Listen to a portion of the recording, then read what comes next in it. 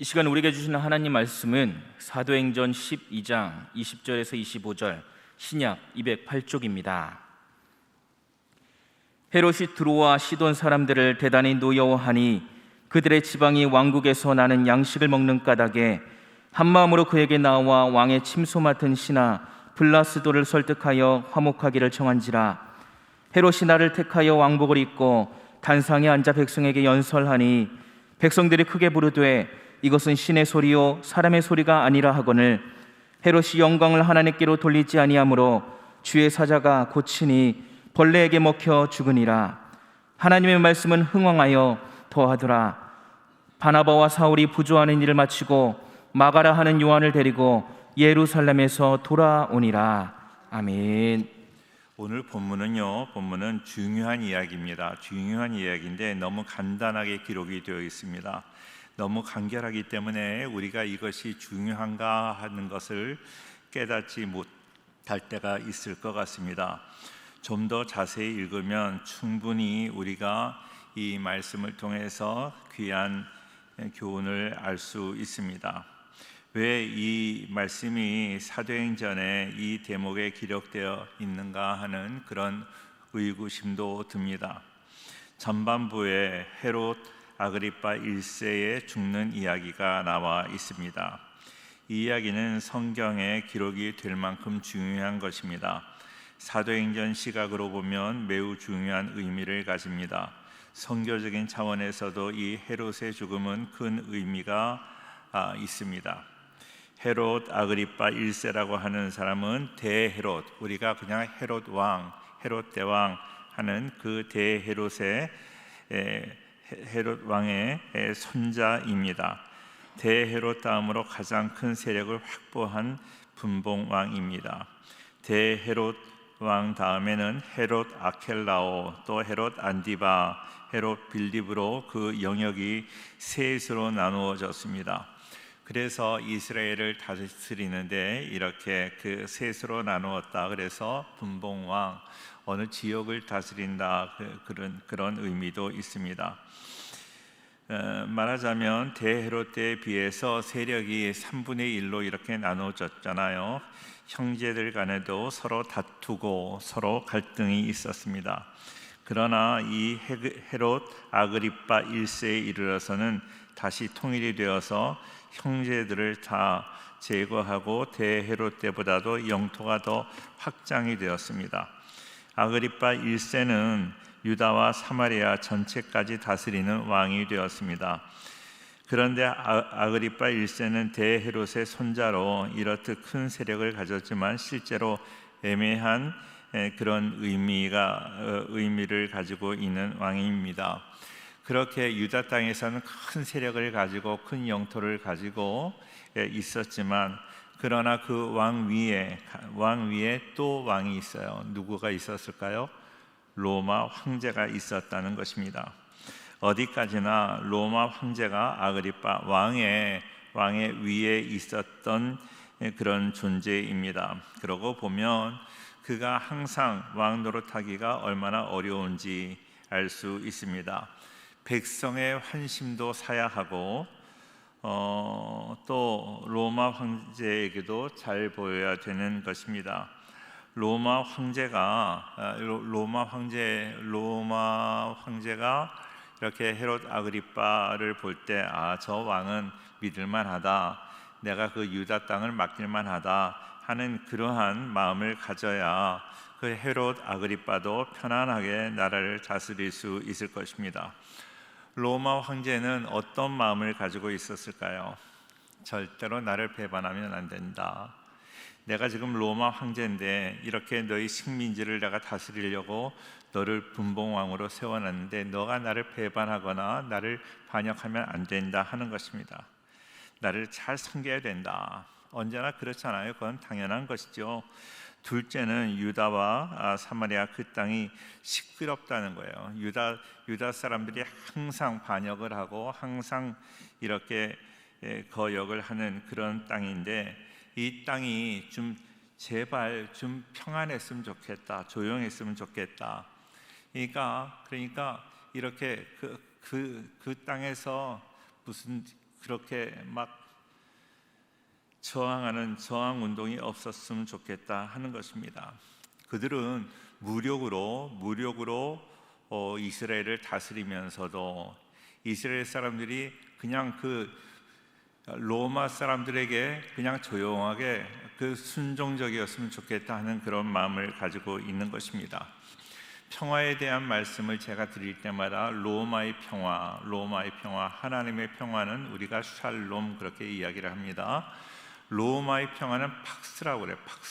팍스, 무력적인 평화입니다. 겉으로 보기에는 평화로운 것 같아요. 조용한 것 같아요. 그러나 속은 부글부글 끓고 속으로는 증오하고 속으로는 갈등하고 이런 평화, 이것은 바로 무력적인 평화, 팍스라고 그래요. 세계 평화를 이야기할 때 영국인들이 세계를 제패했을 때의 그 시대를 팍스 브리테니카라고 하잖아요. 브리테니카라고 합니다. 그리고 영국이 세계를 지배하다가 또 뭐 일본이 지배할 때 일본 제국, 이거 팍스 니포니카 그렇게 이야기를 하고, 지금은 세계를 초강대국인 미국이 세계 경찰 국가라고 이야기를 하죠. 자기네가 경찰 국가이다, 세계의 경찰이 우리나라다 생각을 하는 거예요. 그래서 자기 나라가 어느 나라가 잘못한다, 어느 나라가 전쟁을 한다 그러면 이라크도 자기네가 공격을 하고, 어떤 전쟁이라도 성경에서는 합리화될 수 없는 것입니다. 그러나 전 세계는 미국의 눈치만 보고 있는 거예요. 미국이 전쟁을 일으키고도 이거는 의로운 전쟁이다 하면 의로운 전쟁으로 모든 사람들이 다 이해를 하게 되는 것이죠. 그래서 이런 시대, 지금 같은 시대를 팍스 아메리카나 그렇게 이야기를 합니다. 그런데 또 어떤 사람들은 우리나라가 이제 세계의 주도권을 가져야 된다. 그래서 이제 앞으로의 이 세계는 어떻게 될 것인가? 팍스 코리아나가 될 것이다. 이렇게 이야기를 해요. 우리나라 사람이 듣기 좋은 것 같지만 팍스라는 말은 별로 좋은 의미가 아니에요. 무력적으로 어떤 정말로 우리가 하나님의 정신을 가지고 이웃을 사랑하고 그들을 잘 이렇게 인도하는 그런 모습이 아니라, 샬롬의 평화가 아니라, 팍스라는 것은 무력, 권총을 들고 총을 들고 몽둥이를 들고 그리고 조용하게 하는 것입니다. 그 몽둥이가 무서워서 가만히 있는 거, 그거를 평화라고 말할 수 없는 거예요. 그러나 보통 사람들은 그거를 평화라고 하면서 팍스적인 평화, 로마식 평화라고 말을 하는 것이죠. 로마 황제가 지금 유다 나라를 다스리는데 이 나라가 조용했으면 좋겠다, 조용하기를 원하니까 분봉왕을 세우는 것입니다. 이 팍스적인 평화라는 것입니다. 하나님의 평화는 팍스의 평화가 아닙니다. 또 계산적인 평화를 에이레네라고, 그렇게 헬라식 평화라고 말씀을 드렸습니다. 하나님의 평화는 하나님의 사랑에 근거한, 그러니까 모든 사람을 사랑하고 모든 사람을 구원하고자 하는 그러한 하나님의 심정, 예수님의 심정을 가지고 사랑하는 그 사랑, 그 평화를 말하는 거예요. 우리에게 평화가 있다면, 우리 가정의 평화가 있고 우리 교회의 평화가 있고 이 나라 이민족의 평화가 있다면, 우리는 참된 샬롬의 평화가 이루어지기를 위해서 기도해야 될 줄로 믿습니다. 할렐루야. 로마 황제의 엄청난 권력 앞에 세계가 평화하기를 원했습니다. 주인의 큰 세력 앞에 노예들이 다 쇠사슬에 묶여 있지만 불평 없이 조용하게 지내기를 원한다. 자기네들은 쇠사슬에 사람들을 묶어놓고 너희들 좀 조용해야 된다 하는 것입니다. 공동묘지의 고요함 같은 그런 평화, 아무 일 없는 것 같으나 그 속에는 엄청난 죽음과 갈등과 억압이 있다는 것이죠. 이것은 거짓된 평화, 성경에서 원하는 하나님의 평화는 절대로 아닙니다. 오로지 로마적인 무력적인 평화, 팍스적인 그런 평화는 조용하면 되는 것입니다. 그래서 헤롯을 내세우는 것입니다. 로마 황제가 헤롯을 왕으로 세워서 그 땅이 어떻게 돼도 좋다. 너희가 좀 조용해라. 평화롭게 있어라. 겉으로는 평화롭게 보이는 것처럼 그렇게 있어라 하는 것입니다. 그동안은 헤롯이 유대의 왕이라고 하니까 유대 사람들은 조용하게 지냈습니다. 자기 동족이 유대인이 왕이니까 조용하게 있었습니다. 이 헤롯 왕은요, 아주 재주가 좋았습니다.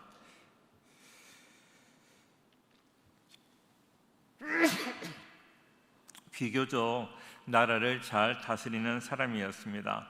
유다 백성들의 환심을 샀습니다. 그래서 유다 사람들의 마음을 사는 그런 재주가 있었습니다. 그런데 이 아그리파 1세가 죽게 되었습니다. 오늘 본문에 이 아그리파 1세가 그렇게 유다 사람들의 환심을 사고 또 로마 황제는 아그리파 1세를 이용해서 그 유다 땅을 좀 조용하게 하기를 원했는데 그 아그리파 1세가 오늘 죽었습니다. 교회를 핍박하던 이 헤롯 왕이 죽고 하나님의 말씀은 더 흥왕하였다고 말씀하고 있습니다. 다시 말하면 교회를 핍박하던 성도들을 핍박하던 헤롯 왕이 죽었고 하나님의 말씀은 흥왕했다 하는 그 한마디의 말씀을 보더라도 말씀이 승리했다, 교회가 승리했다, 복음이 승리했다는 것을 보여주고 있습니다. 이 두 사건은 중요한 관계를 가지고 있습니다. 헤롯 아그리파, 이 사람은 야고보를 죽였습니다. 지난 시간에 우리가 함께 생각을 했는데요, 야고보가 의인이었냐, 그렇지 않으면 죄가 많은 그런 사람이었는가 하는 것이 문제가 아닙니다. 로마의 사고 방식으로 볼 때 그런 것은 문제가 되지 않습니다. 한 사람을 죽이더라도 온 백성이 조용해진다면, 유다 땅이 조용해진다면 그 얼마나 좋은 것인가 하는 것이 로마 사람의 생각이었어요. 죽였다고 보고한다 해서 로마에서 왜 살인을 했느냐, 왜 죄 없는 사람을 죽였느냐 하고 따질 사람은 아무도 없습니다. 그것이 당시의 로마 법이었습니다. 유대인에게는 헤롯이 대제사장과 바리새인, 사두개인 등 종교 지도자들의 호감을 살 필요가 있었습니다. 백성들의 환심을 사고 특별히 제사장, 바리새인, 사두개인 무리들의 환심을 사기 위해서 그들이 예수 믿는 사람을 싫어하는데 예수 믿는 사람의 대표자인 야고보를 죽이면 백성들이 좋아할 것이라고 생각을 하고 야고보를 목베어 죽였습니다. 야고보를 죽였더니 유다 백성의 무리들이 대단히 좋아합니다. 유다 사람들이 좋아했다. 헤롯 왕이 훌륭한 일을 했다. 헤롯 왕 만세를 부르는 것입니다. 이래서 초대교회의 대표적인 인물이었던 베드로까지 죽이려고 그를 감옥에 가두었습니다. 그런데 천사가 인도해서, 그리고 초대교회 성도들이 마가의 다락방에서 기도함으로 정말로 하나님의 그 놀라우신 역사로 감옥에서 그는 나오게 되었습니다. 여기서 우리는 잘 기억해야 될 것은 헤롯 아그리파 이 사람은 이 문제에 관심이 없었습니다. 베드로를 놓쳤다고 생각할 뿐 그 이상의 생각이 없었습니다. 왜냐하면 아그리파는 영적으로 둔감한 사람이에요.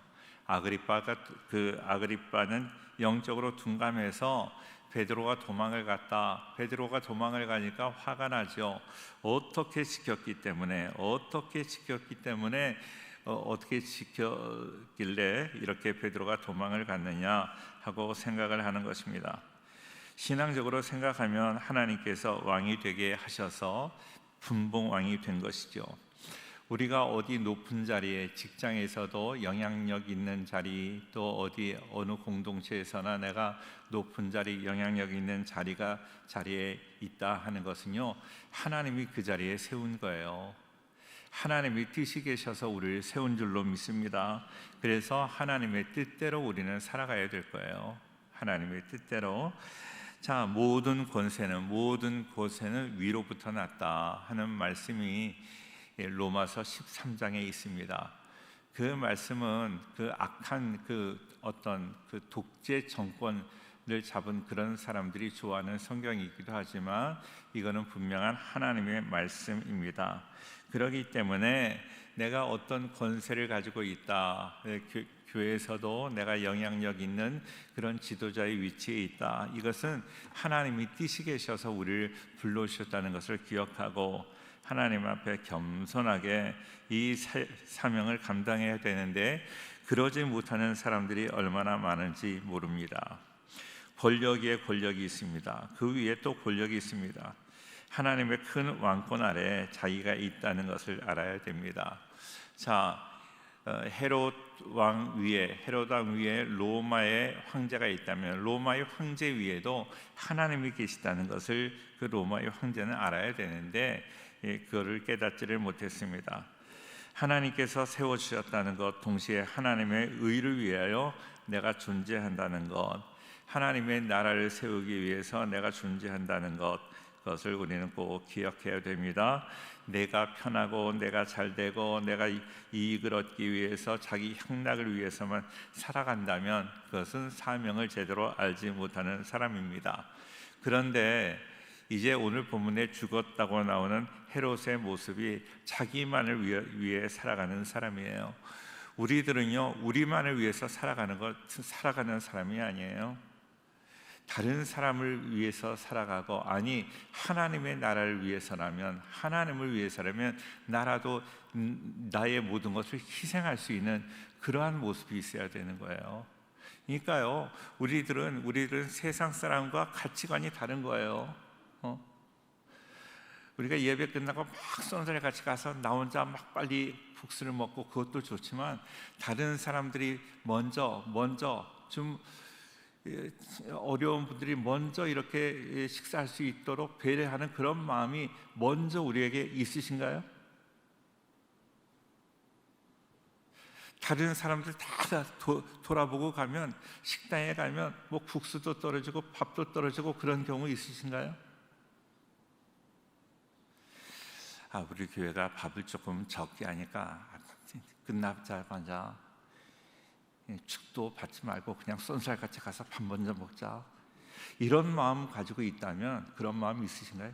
그러면 사명이 없는 거예요. 하나님을 진짜로 믿는 사람이라고 말할 수 없습니다.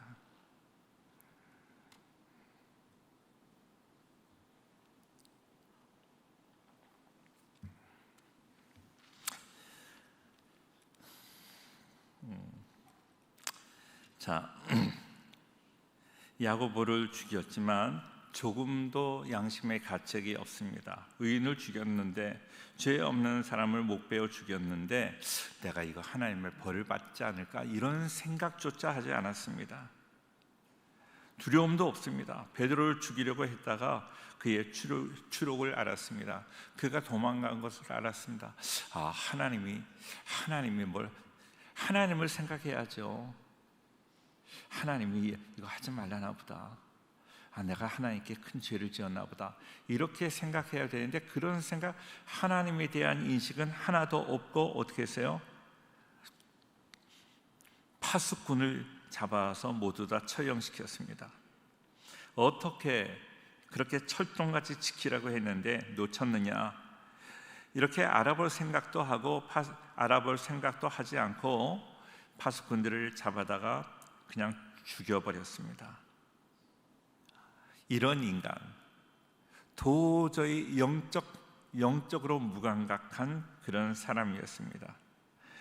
바로 여기에 하나님의 신비에 대한 관심도 없습니다. 사람들이 다 하나님의 천사가 나타났다, 하나님의 천사가 나타났습니다, 이건 하나님의 역사입니다, 하고 이야기를 하는데 무슨 하나님이 어디 있냐고 그렇게 말하는, 나는 우리 성도님들 중에서 그런 사람이 없기를 바랍니다. 헤롯은 그런 사람이었어요.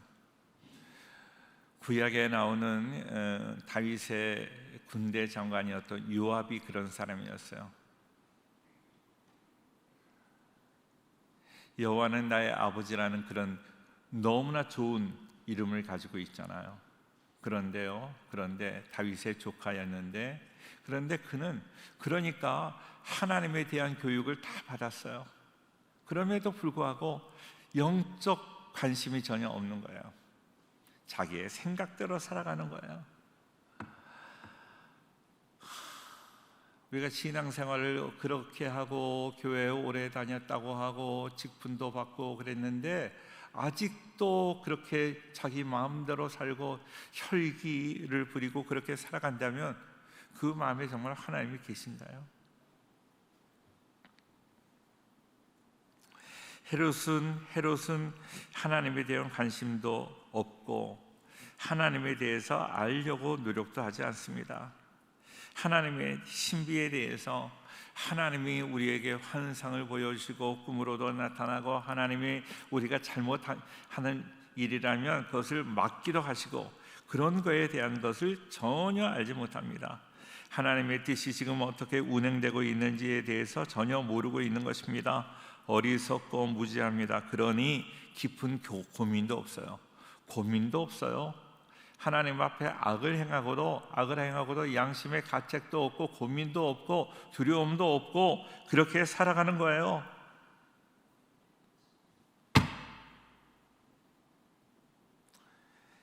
사실은 지금 두려워해야 돼요. 야고보를 죽이고 지금 두려워해야 될 시간이에요. 내가 이거 하나님 앞에 잘못 살았나 보다. 이제 천사가 어떻게 할까? 나는 어떻게 될 것인가? 두려워하며 하나님 앞에 두렵고 떨림으로 기도하고 그래야 될 텐데 그러지 않았다는 것입니다. 전혀 모르고 있습니다. 어리석고 무지합니다.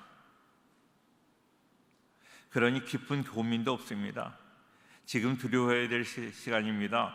하나님의 천사가 그렇게 베드로를 이렇게 탈출시켰다면, 그게 사실이라면 이제 그 천사가 나에게 와서 어떻게 할까 하는 그런 고민이 있어야 되는데 그런 고민이 전혀 없었습니다.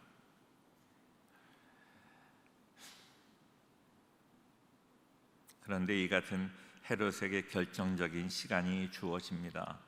결정적인 시간. 어떤 시간인가요?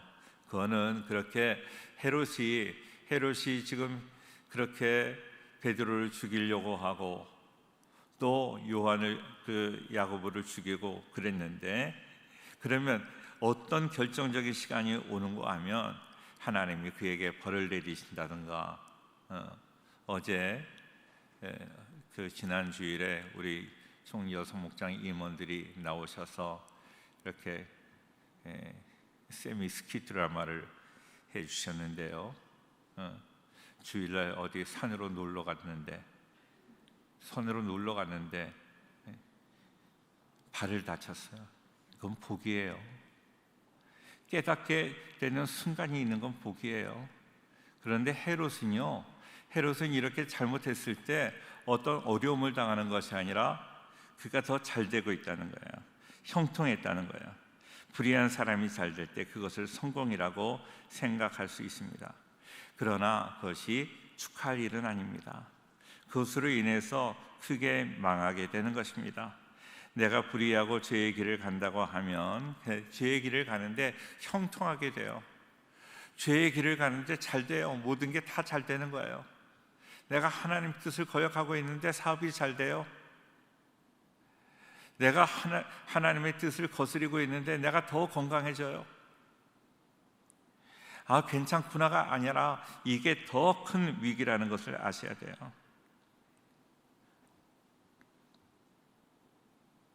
예수 믿자마자 사업이 잘 돼야 하는데 반대로 예수 믿자마자 교회 나가자마자 무슨 사고가 있고 어려움이 있고 예수 믿어서 손해 보았다고 말하는 사람들을 보게 됩니다.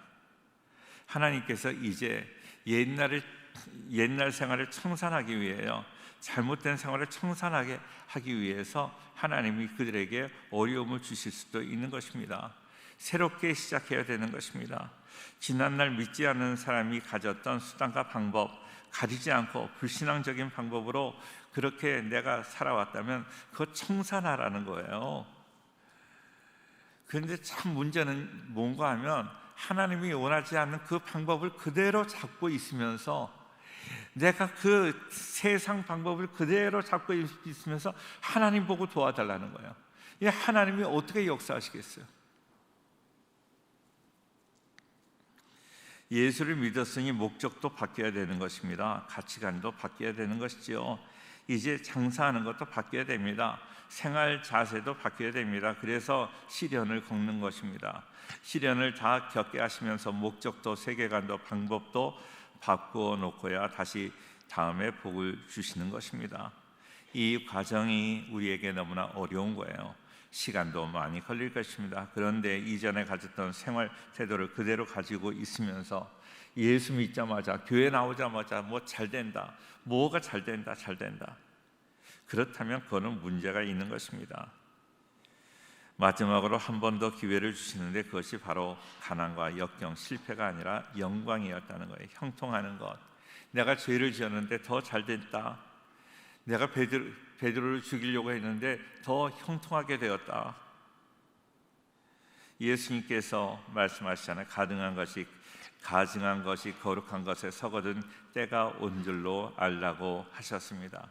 거룩한 곳에 있어서는 안 될 사람이 거룩한 곳에 있습니다. 성공해서는 안 될 사람이 성공을 하게 되는 것이죠. 천하에 고약한 사람에게 돈이 주어지는 거예요. 그거는 망하는 길입니다. 절대로 성공이 연결되는 것 아닙니다. 그래서 죄인의 형통을 부러워하지 말라 그랬어요. 악인의 형통을 부러워하지 말라. 어렵고 힘들어도 의의 길을 가라. 정령이 분명히 너희 장래가 있겠고 소망이 끊어지지 아니하리라 말씀하여 주고 계세요. 우리 성도님들 낙심하지 않고 끝까지 믿음으로 살기를 주의 이름으로 축원합니다. 할렐루야. 두로와 시돈 사람들이 헤롯의 노여움을 샀다는 말씀이 있습니다. 관계가 불편했다는 거예요. 두로와 시돈 사람들이 헤롯의 마음에 거슬렸습니다. 성경에는 그게 잘 기록이 되어 있지 않은데, 별로 중요하지 않은데 우리는 충분히 짐작을 할 수 있어요. 예루살렘에 있는 두로와 시돈은 항구 도시입니다. 예루살렘에서 식량 등 많은 것을 무역하려고 하려면 두로와 시돈을 통해서 무역을 하게 됩니다. 그런데 이스라엘 사람들은 내륙 사람이기 때문에 바다에 대해서는 익숙하지 못합니다. 그래서 두로와 시돈이라는 항구를 이용해야 하는데, 아마 두로 시돈 사람들이 헤롯의 말을 잘 들어주지 않았습니다. 그래서 노여워했습니다. 헤롯이 노여했어요. 겉으로는 드러내지 않고 적대감을 품는 마음에 그렇게 그 적대감을 품고 있었습니다. 헤롯이 기분이 안 좋아요. 두로와 시돈이 그 자기를 불편하게 하는 거예요. 그러니까 두로와 시돈 사람들이 헤롯 왕이 마음에 안 드니까 더 일부러 그 헤롯이 뭘 하려고 하면 잘 도와주지 않는 것입니다. 헤롯의 마음에 이제 두고 보자 하는 그런 마음이 있습니다. 자, 그래서 이렇게 화목할 수 없었다는 거예요. 자, 그런데 식량 문제 때문에 왕의 침소 맡은 신하 블라스도를 통해서 헤롯과 화목하기를 청하고 있습니다. 원하지 않으면서도 헤롯에게 잘 보이려고 하는 것입니다. 헤롯에게 잘 보이려고 하는 거예요. 왜? 헤롯에게 잘못 보이면 자기네가 더 어려워지니까. 그런데 헤롯이 나를 택하여 그랬어요. 헤롯이 나를 택하여. 이 날은 어느 날이냐? 여기서 그 날, 하나님이 역사하시는 날, 요즘 새벽에요 예레미야서를 보고 있는데 계속해서 너는 이제 하나님께 돌아오라 예언자를 통해서 하나님이 계속 말씀하세요. 계속 돌아오라는 이야기만 계속 말씀하시니까 이스라엘 사람들이 그냥 그 말을 대수롭지 않게 듣는 거예요. 그런데 오늘인가 드디어 하나님께서 유다 나라를 공격해서 그 예루살렘이 함락됩니다. 그러니까 유다 나라가 멸망하게 돼요. 너 이러다가 멸망한다 계속해서 선지자를 보내서 말씀하시다가 오늘 새벽에 나오셔야 돼요. 그러니까 오늘 새벽에 드디어 예루살렘이 멸망하게 되었어요. 자, 그날이 있어요. 하나님의 심판의 날이 분명히 있습니다. 언제나 우리에게 지금 회개의 기회가 주어지는 것이고요, 하나님의 심판의 날은 이제 그날이 지나가면 우리는 회개할 수 없는 것입니다. 우리 주무시는 것도 좋고 말씀을 안 듣는 것도 좋지만 회개의 때와 기한이 있다는 걸 꼭 기억하셔야 돼요. 로마 황제 글라우디오 황제였는데요, 이제 글라우디오가 생일을 맞았습니다. 축제를 벌였습니다. 축제는 여러 날 동안 계속되는데 둘째 날이었습니다. 헤롯은 그 자리에 있지도 않은 글라우디오를 즐겁게 하겠다고 그 가이사랴에 축제를 준비했습니다. 지금 황제는 거기에 있지도 않습니다. 주둔하고 있는 많은 로마 군인들을 청해 가지고 많은 사람들과 함께 잔치를 벌였습니다. 그런데요, 로마 황제가 그 자리에 없으니까 결국 헤롯 왕이 황제처럼 나타나게 되었습니다. 유다 땅에서는 헤롯이 가장 높으니까 헤롯이 나타나니까 로마 황제의 생일이지만 헤롯에게 모든 관심이 이렇게 집중되는 것입니다. 로마 황제를 위한 잔치라고 하지만 결국 자기가 가장 높은 자리에 앉게 되었습니다. 은을 두드려서 만든 찬란한 옷을 입고 상석에 앉아서 시선으로부터 많은 시선을 받았습니다. 영광을 누렸습니다.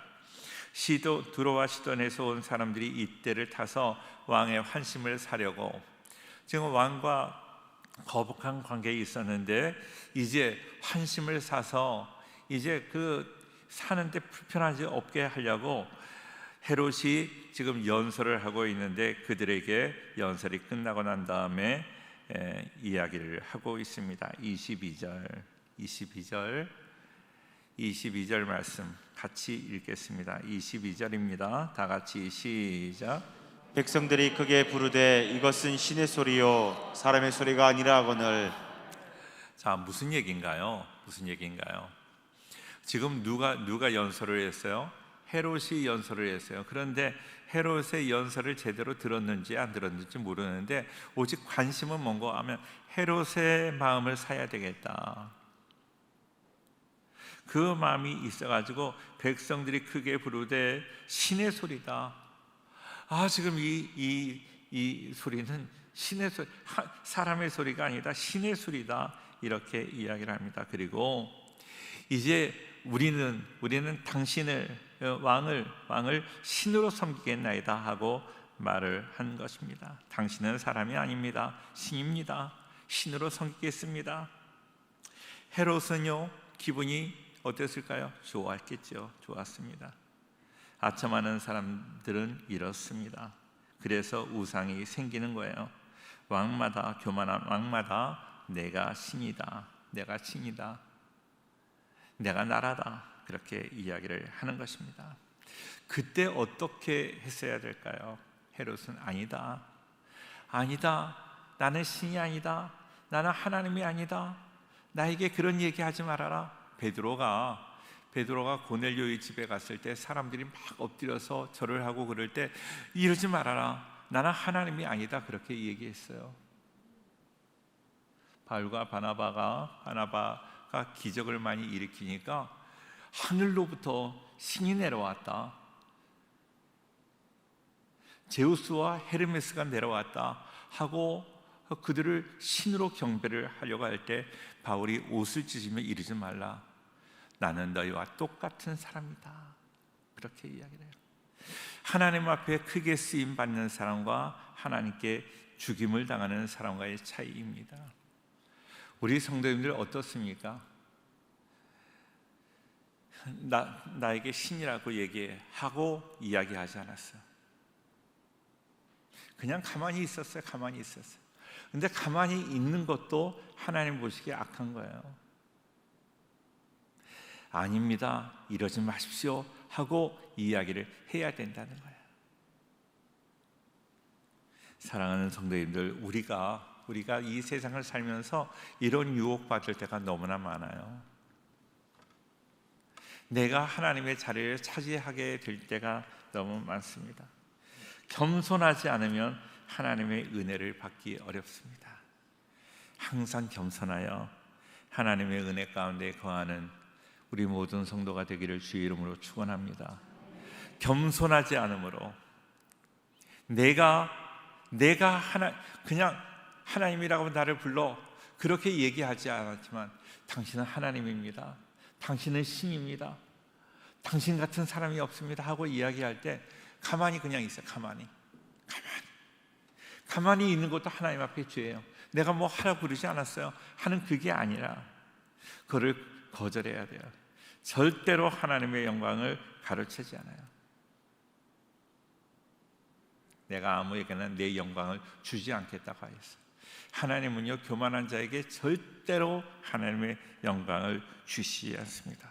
겸손하여 늘 겸손함으로 하나님의 도우시는 역사가 끊어지지 않는 우리 복된 성도가 되기를 주의 이름으로 축원합니다.